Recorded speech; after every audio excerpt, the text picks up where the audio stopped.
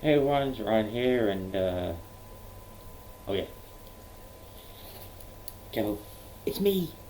Uh, so it's an old hoodie. It's one of my favourites. Demon Finn Balor. So this is my reactions video to Royal Rumble 2021, which finished about 4.5 hours ago. And yes, I'm doing this at 25 past 8 in the morning, despite the fact that I'd pretty much been up all night. Could have done it earlier. But basically, I just wanted to take the time to be able to sort of re-watch it. Basically, I finished work at midnight, got back as soon as possible so I could watch it with friends over Zoom, and it's one of those ones where it's very tedious to watch it with friends over a video call, because obviously the Rumble, it's like every second sort of counts. But we got through it eventually. Like, even if it was playing live, somehow one of us was like a minute behind the other. We tried to sync it up with each other, and it would just keep being odd for some reason. But yeah, there were 6 matches on the card. They moved the women's tag title match to the pre-show. Charlotte and Asuka versus Nia and Shayna. I had Nia and Shayna to get the titles back, with Asuka and Charlotte not working together. What basically happened was, towards the end of the match, Charlotte was sort of in control, and then Ric Flair's music hits. Out comes Lacey in a robe, like one of Ric Flair's robes. Nia then gets the upper hand on Charlotte, hits the leg drop to pin and win. So Nia and Shayna are now the two-time women's tag champions, and the whole Charlotte Asuka thing felt like a colossal waste of time. Definitely, to me, the worst women's tag champs. Like, individually, they're great. Just together, just the way they were booked was just terrible. They literally had their own storylines, weren't even together. Like, at least Nia and Shayna had the whole constantly falling out, not getting along thing. At least they were in tag teams together. But yeah, I think it's nice just having back on that. I think, in a way, it was just a way to get Charlotte back earlier. I think, unfortunately, Lana did get injured, but I'll get into that later on for a particular reason. The next match, Drew McIntyre defending the WWE Championship against Goldberg. We all had predictions for how long this would last, as well as who would win. I went for Drew and for it to last 4 minutes.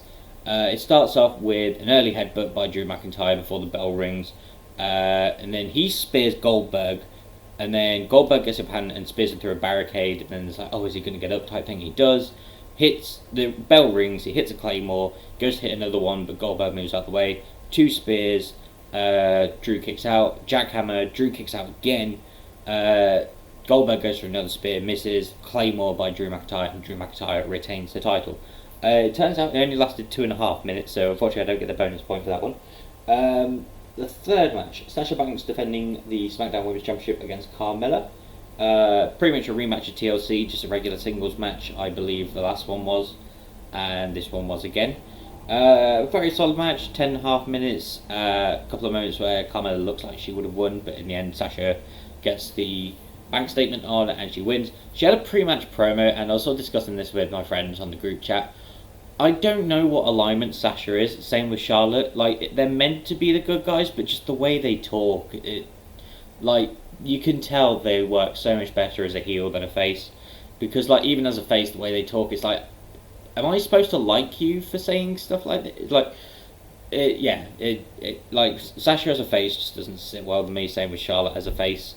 It just does not work.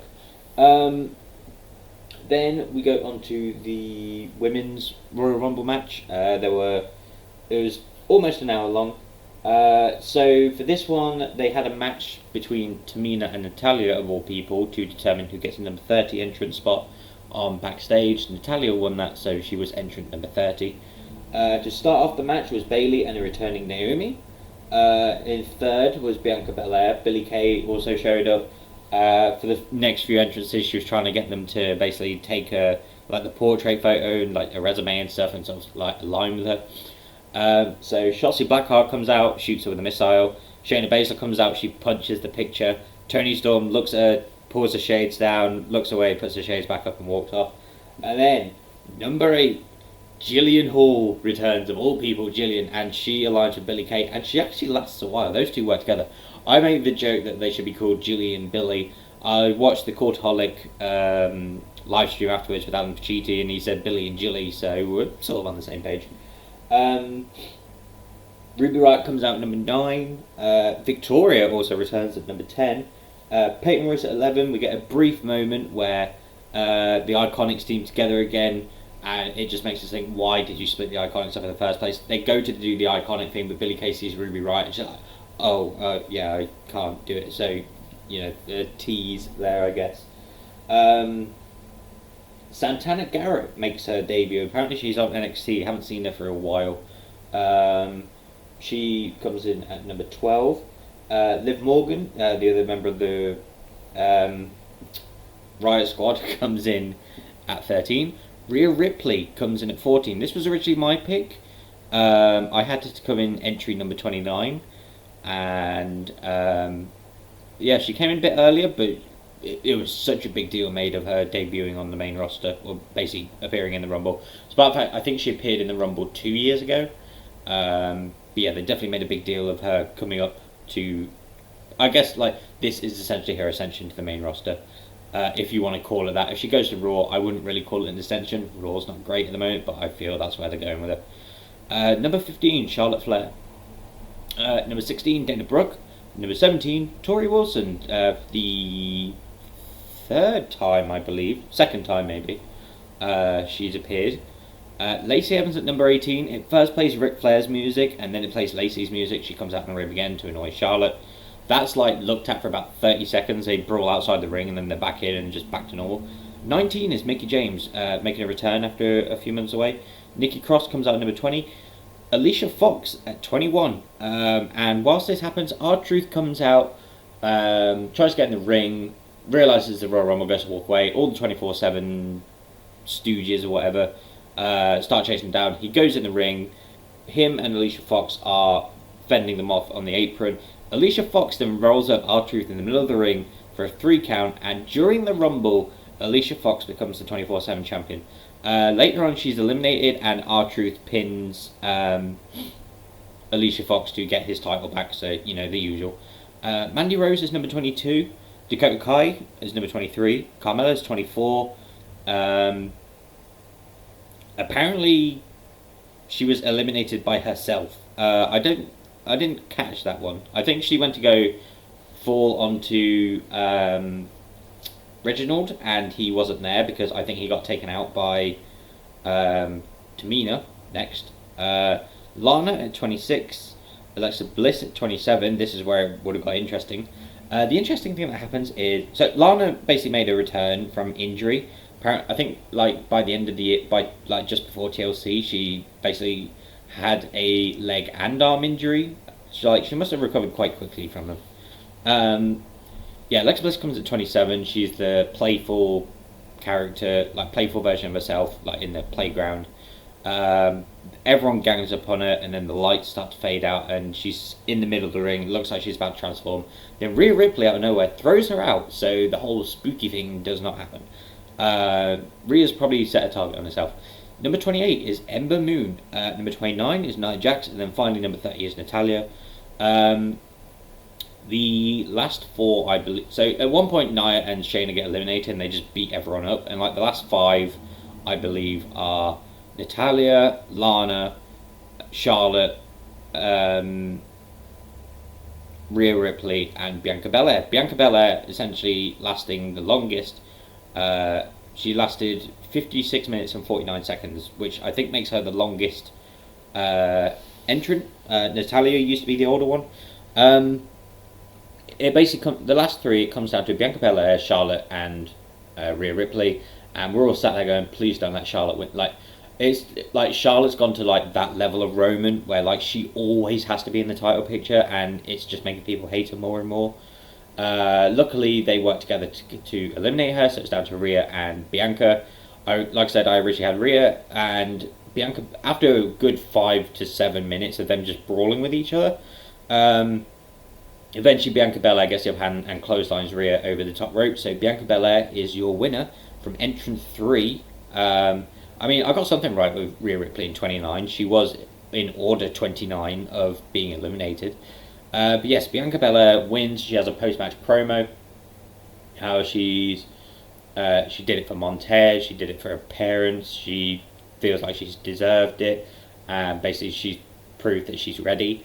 I believe she's going to go after Sasha, obviously because she's on SmackDown. I have a feeling Bayley's going to try and get involved somehow, maybe make it a triple threat. If it's one-on-one, fair enough. But yeah, very happy for Bianca Belair.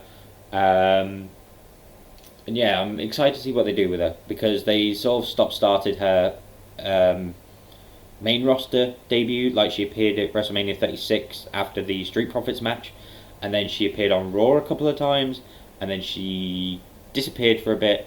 Then they did some like vignettes of her basically outperforming everyone in sprinting and hurdles and all that stuff. And then she got traded to SmackDown, and I think after like a month or so she then appeared, and like these past few months she's been basically building herself up. So yeah, good to see Bianca Belair win. I'm intrigued to see where Rhea Ripley goes next. I'm worried Charlotte's going to go after Asuka. I didn't watch the pre-show match because I was at work at the time, so I didn't get to watch it, and I don't know if there's any post-match fallout between those two. Yeah, like I said, it was a fairly good Rumble, to be honest. The next match is Roman Reigns defending the WWE Universal Championship against Kevin Owens in a last man standing match. This went for just short of 25 minutes. Very back and forth, a lot of brutal hits. I think the one that took us the most by surprise is Kevin Owens is walking backstage. You see like one of the rings in the background, and as he stood there, just out of nowhere, bang, hit by a golf cart or a golf caddy or whatever, and Roman's literally just drove straight into him. The amount of times like where they've hit these like ultra moves and they keep getting up. Near the end, Kevin Owens handcuffs Roman Reigns to basically a metal rod. Like there's scaffolding. He's basically handcuffed him to it, really low down on the floor. So essentially, Roman can't stand up. I think eventually, so as like the count's going on, it gets to 9. He grabs the referee and launches him into another bit of scaffolding, completely knocking him out. In that time, Paul Heyman comes in and he gets a key and he's undoing the padlock, undoing the handcuffs. And the second referee, he starts counting, and halfway through he just stops.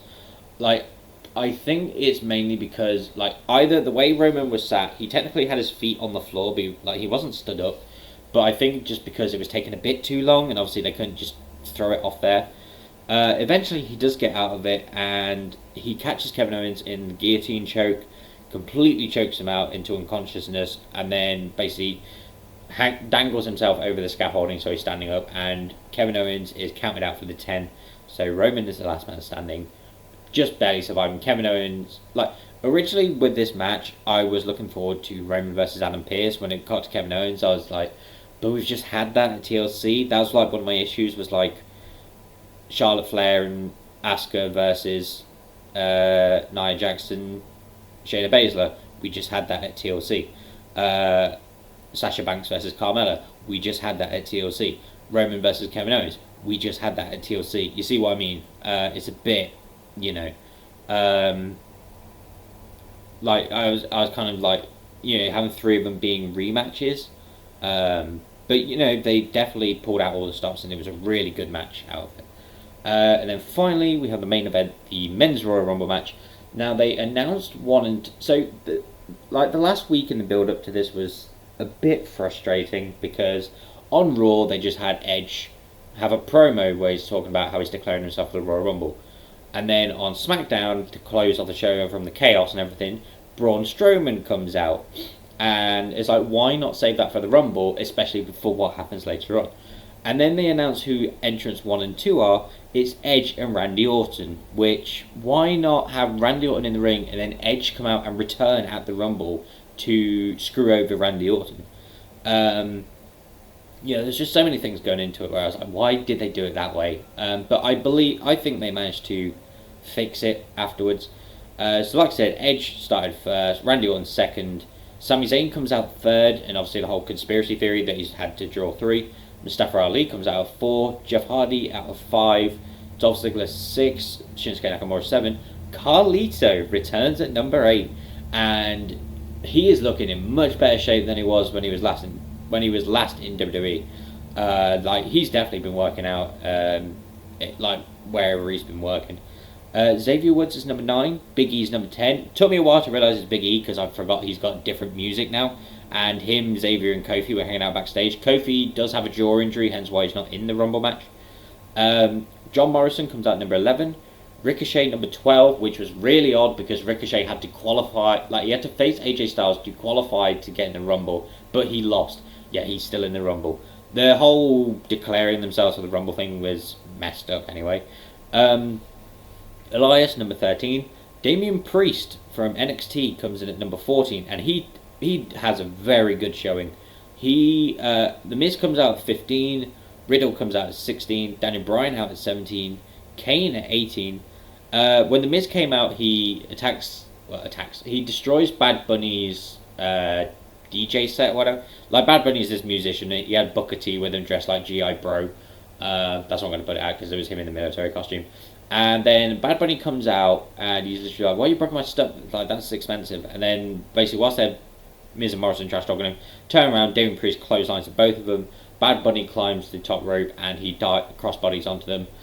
Which, you know, for a celebrity / musician or whatever, the fact that he got up there fairly quickly and jumped off, no problem, fair play to him, you know, because normally you see celebrities want to do that and you see him like a bit hesitant, and then he's literally just gone straight for it. Yeah, like I said, Daniel Bryan's number 17. I originally had him at number 10 to make amends for 2015 when he came out number 10 and then they threw him out, and, you know, the whole Roman experiment. So a little later, fine with. Number 18 was Kane. Kane goes on a tear. Him and Daniel Bryan reunite. Kane eventually gets eliminated by Damian Priest.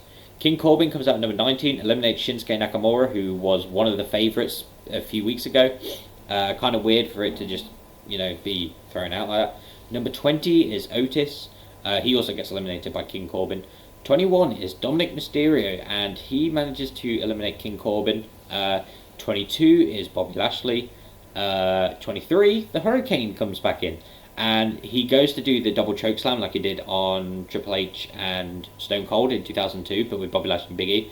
They both look at each other, grab him, military press, and just throw him out the ring. 24 was Christian, and the reaction of all of us and a lot of people, it was just so good to see him back. Like, I can imagine if a crowd was there, it would be fairly close to the reaction Edge got last year when he returned. And the best part about it is, like, you see Riddle's just completely shocked. Bobby Lashley staring down like, what the hell? Like, so, I forgot to mention as well, basically Edge takes out Randy Orton at the beginning of the match by hitting him in the chair with a leg, and he's like limping off, being taken to the back. And then halfway through they show this thing where he's like having ice applied. Like, I can only imagine what Randy Orton's expression would have been if like Christian showed up then. But the look on Edge's face, it's like, it's one of those ones, like, you see the look on his face when he came back. There's that moment where it looks like he's about to tear up, and it makes everyone else tear up. Like, it brings such joy just seeing the look on Edge's face when he's like, he sees his friend Christian, and he's going to basically be in the ring again, because Christian had to retire due to multiple concussions, sort of similar to Daniel Bryan, and it was so nice just to see him back in there. He does fairly well for himself as well. AJ Styles comes in at 25. He has Omos in his corner. A couple of times he saves him. Omos drags Big E over the top rope. Rey Mysterio in at 26. Sheamus in at 27. Cesaro 28. Seth Rollins makes his return at number 29, which then reveals that, like, by this time we've clocked, oh, well, 30 is Braun Strowman, so the last entrant isn't special. Like, imagine if they didn't have Braun show up on SmackDown and Braun was number 30. Just imagine, like, what people would have thought then, rather than just, like, going, well, it says 20, oh, that means it's Braun. So then you were just like, yeah, go on, 30, let's just get to the end. I originally thought The Fiend was going to come out. I thought Orton would have been in the ring, like, in what he's usually been wearing, you know, the black hoodie, the black trousers, and, like, basically possess Orton, the lights go out, and then, like, it's sort of Orton head down like that, but then he reveals up, and then he's got the Fiend's mask, because basically it's the Fiend, and they play it like he's possessed Orton, essentially. The last 6, I believe, are technically Randy Orton, Edge, Christian, is it 6? I'll go last 5, because that's what I can remember. So, the last 4 in the ring are Edge, Christian, AJ Styles, Seth Rollins, and Braun Strowman. Daniel Bryan got eliminated by Seth Rollins. Seth Rollins snuck in the ring and threw him out.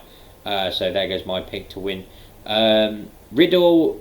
See, Riddle has a dumb moment here because he goes to attack Seth. Seth's gone through the apron, and then Riddle, like an idiot, jumps over the top rope onto the apron, and then whilst he's about to attack Seth, Braun punches him, so he falls down and then he gets curb stomped and eliminated. If he went through the middle rope, he would have been fine. But the character is Riddle's an idiot. Seth tries to get Braun to work with him against Edge and Christian. He's like, these legends, they shouldn't be taking our spotlight. We're the future, we should work together. That doesn't work. Braun attacks Seth. It comes to a point where Christian's almost thrown over the top rope, Braun's almost thrown over, Seth's almost thrown over. There's a moment where Christian and Braun both fall out. Seth doesn't, he manages to get back in. But then shortly after, Edge throws Seth Rollins over and Seth slowly falls to the ground. You think Edge has won. And then Randy Orton from out of nowhere RKO's Edge, and we're thinking, oh no, Orton's going to win this. Goes to throw him out, Edge reverses it and throws Orton out. And Edge has won his second Royal Rumble in 11 years, at 47 years old, by the way. Going from number 1, 47 years old, Edge goes 58 minutes and 28 seconds. At 47, like 10 years ago, like 10, 15 years ago, fair enough. But like, to me, Edge is like in the best shape of his life, and being able to go that long is just incredible for him. But yeah, like I said, he put on an amazing show. And then yeah, like I said, Edge wins the Royal Rumble.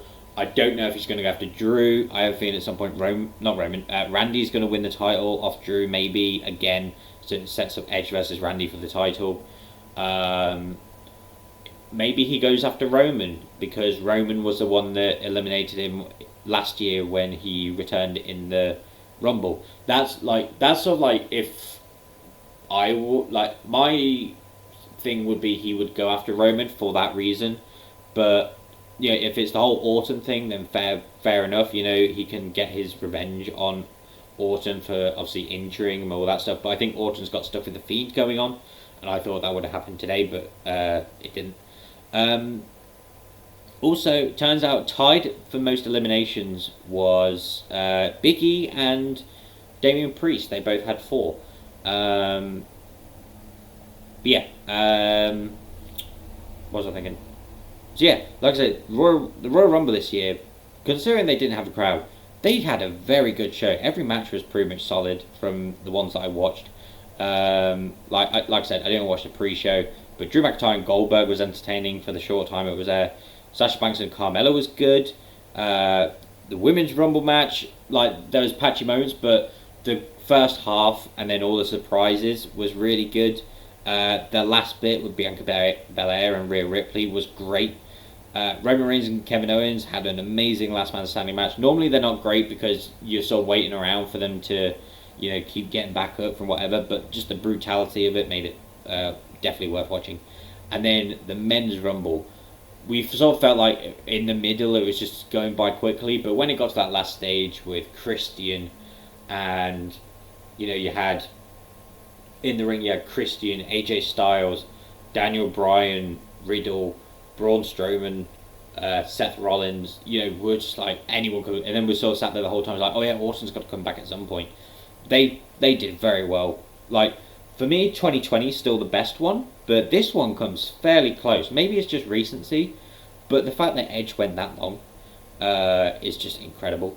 But yeah, that's pretty much my review for the Royal Rumble. A very, very good show. I definitely recommend watching it. Like I said, Royal Rumble is the best time of the year. Like, normally WrestleMania is obviously the big one that everyone waits for, but Royal Rumble is the most exciting one. And again, they managed to pull this one off amazingly.